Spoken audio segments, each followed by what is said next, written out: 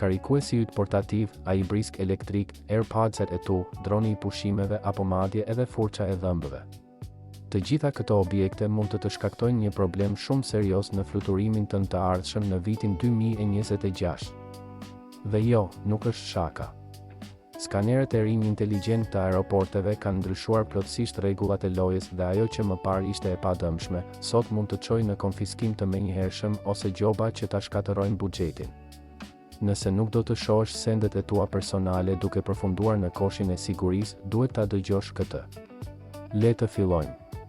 Pajisja numër 13, laptop ose tableta që nuk ndizen. Ky rregull në vitin 2026 është bërë absolutisht i panegociueshëm. Mund të kesh laptopin më modern dhe më të hollë në treg, por nëse në pikën e kontrollit punonjësi të kërkon ta ndezësh dhe ekrani mbetet i zi sepse bateria është bosh, je në telashe serioze. Nëse nuk ndizet, për ta nuk është kompjuter, por një objekt potencialisht i rrezikshëm.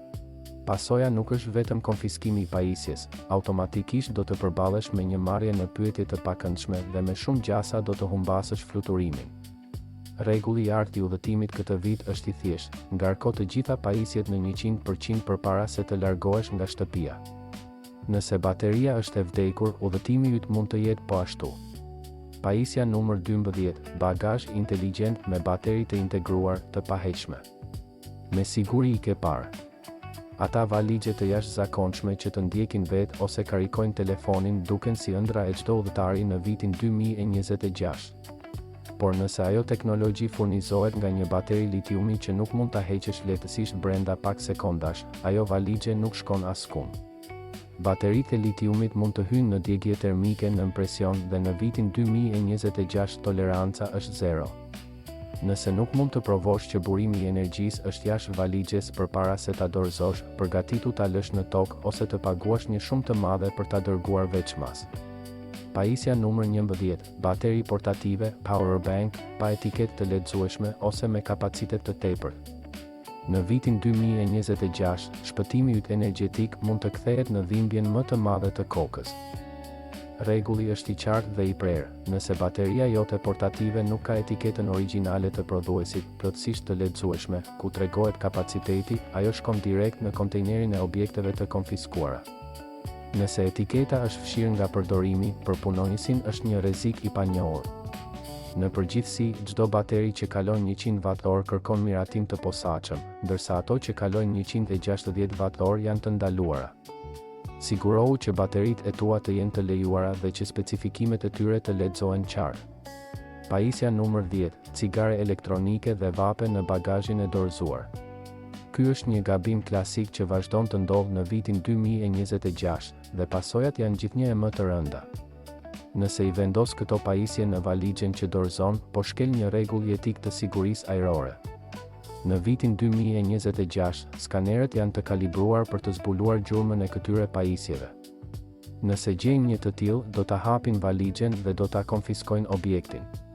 Këto pajisje duhet gjithmonë, pa asnjë përjashtim, të jenë me ty në kabinë, në bagazhin e dorës dhe mundësisht të mbrojtura nga ndezja aksidentale. Pajisja numër 9, drone me bateri të parregulluara ose pa regjistrim. Udhëtimi me dron në vitin 2026 është një fushë e minuar ligjore. Autoritetet i konfiskojnë për 2 arsye kryesore.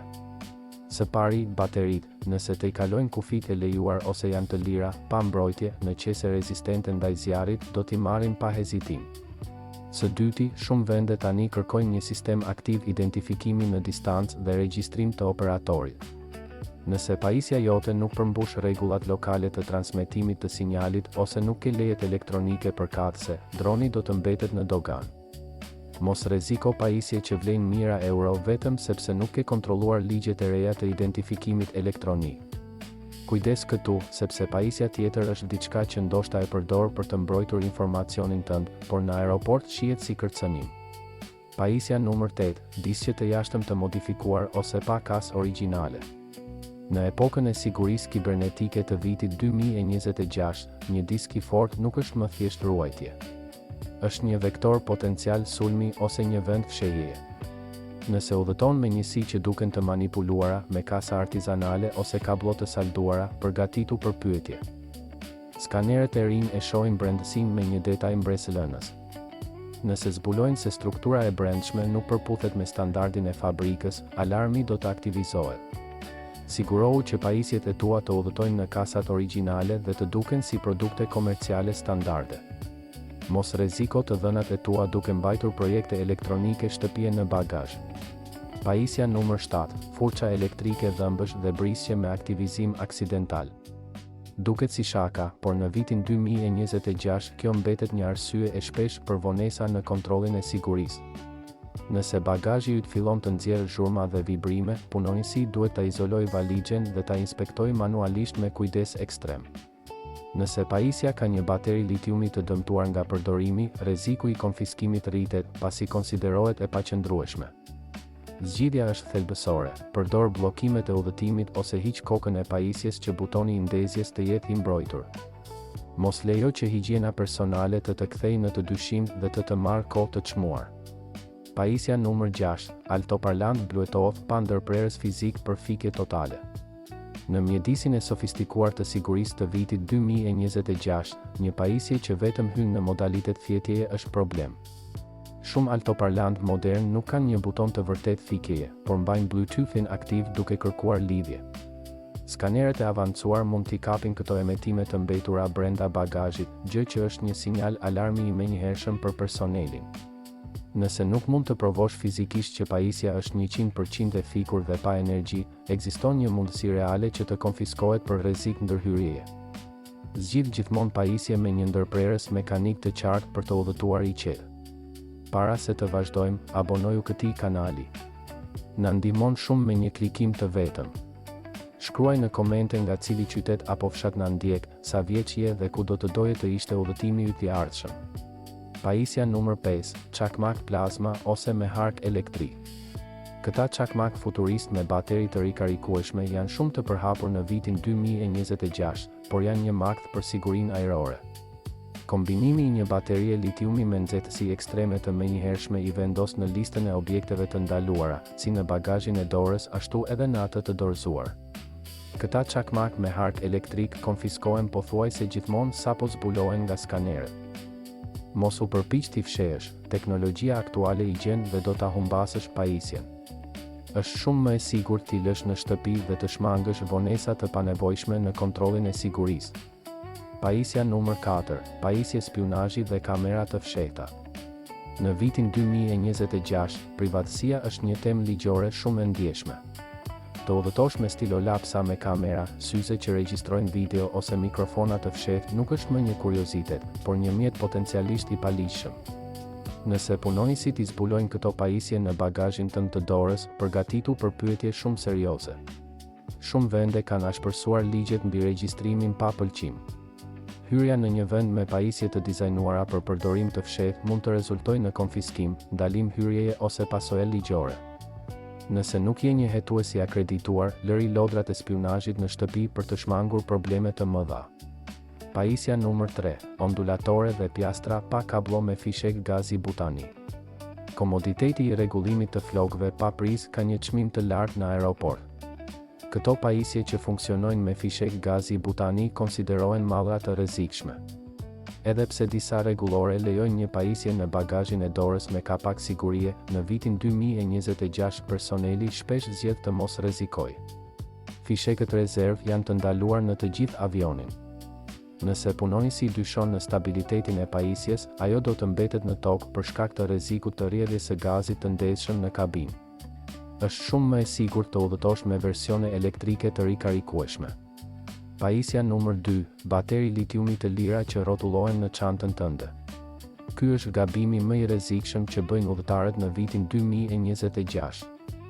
Nëse i hedh bateritë rezervë në xhepin e çantës bashkë me monedha apo çelësa, ke krijuar një bombë me sahat.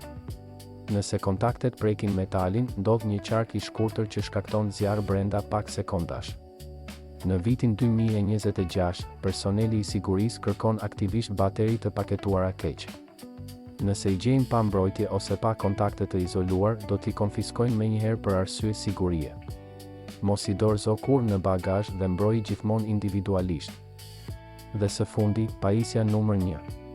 është aq e vogël dhe e zakonshme sa ndoshta e ke veshur pikërisht tani dhe megjithatë mund të shkaktojë një vonesë krejtësisht absurde.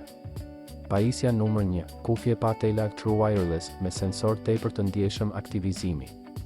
Po, AirPods-at e tu të dashur, Galaxy Buds apo të ngjashme mund të jenë një bezdi në vitin 2026. Modelet më të reja kanë sensor që aktivizohen sapo detektojnë lëvizje jashtë kutisë. Nëse hapen aksidentalisht brenda çantës, mund të lidhen në mënyrë të çrregullt me telefonin ndërsa kalon nëpër skaner.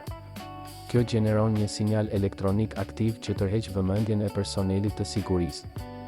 Edhe pse rrallë konfiskohen, do të detyrojnë të zbrazësh të gjithë bagazhin për të gjetur burimin e sinjalit, duke të vonuar ty dhe të tjerët.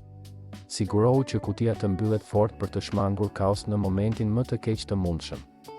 Lëvizja nëpër aeroporte në vitin 2026 kërkon më shumë përgatitje se kur më parë. Teknologjia e sigurisë është mbresëlënëse, por e pamëshirshme ndaj pakujdesisë.